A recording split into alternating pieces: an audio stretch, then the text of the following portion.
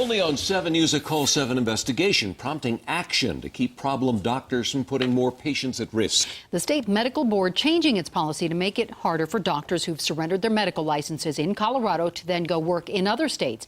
Well, CALL7 investigator John Ferrugia first exposing this problem. And John, the board acted quickly after your investigative report. It did, Ann. The state medical board had filed 17 separate complaints against Dr. Denise Crute, including charges that the neurosurgeon had operated on the wrong side of patients' brains. In fact, one of her patients even died. Facing severe discipline and a revocation of her license, she simply gave it up voluntarily and moved to another state, where she's now charged with harming even more patients. With the new policy, the state board wants to keep that from happening again. I couldn't move my right foot, and I couldn't feel my right foot, and I didn't go in for a right-sided surgery. So that's when I knew something was wrong. Mary Friday is one of 5 Illinois patients who are suing Dr. Denise Crute for malpractice.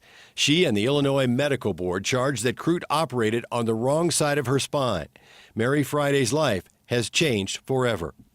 It broke me emotionally. Dr. Crute, I'm with the Denver television station, 7 News in Denver. And I wanted to ask you if you thought it was appropriate. After Crute was sued in Illinois, she moved to New York. That's where we approached her to ask questions after she refused our request for an interview. You've admitted harm in Colorado, and then you moved to Illinois, and now you've got lawsuits in Illinois. You just can walk away. That is exactly what she did in both Colorado and Illinois. And because she voluntarily surrendered her license in Colorado, Dr. Denise Crute's record shows no formal discipline. And our investigation found that in Illinois and other states, that makes it difficult for medical boards to deny a doctor a license to practice. Because of our story, the Colorado Medical Board took note. We're resolving a disciplinary matter, but we didn't say it was a disciplinary document.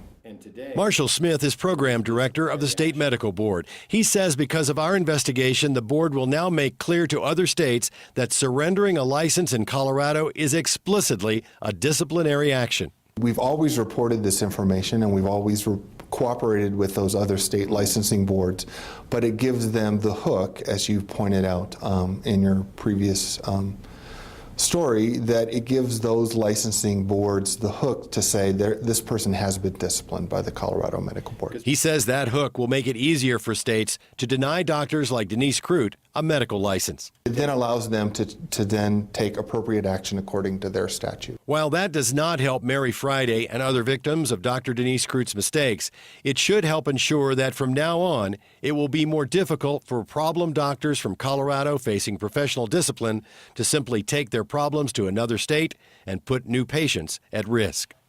Now, while the board is attempting to keep problem Colorado doctors from practicing in other states, the fact is that the Colorado Medical Board has the same issue with doctors moving into our state. If they have no formal disciplinary action on their records, it's very difficult for the medical board here to deny them a license to practice. And that's even if they have many complaints in another state but don't have any disciplinary action. Wow, shocking stuff. Nice to see that action taken, though. Thank you for following up, John.